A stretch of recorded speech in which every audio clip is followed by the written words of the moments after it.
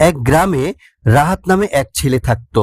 সে খুবই মেধাবী, কিন্তু পড়াশোনায় তেমন মনোযোগ দিত না।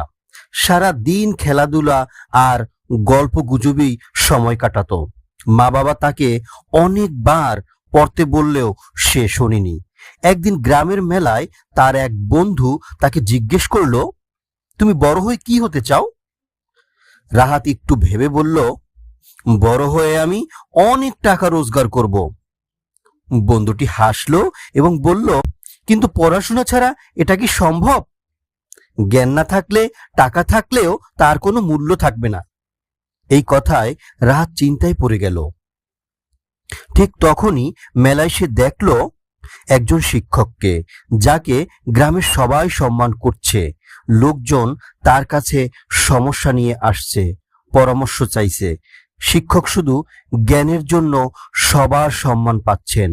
রাহাত বুঝতে পারল, শুধু টাকা নয়, জ্ঞানী মানুষের আসল শক্তি।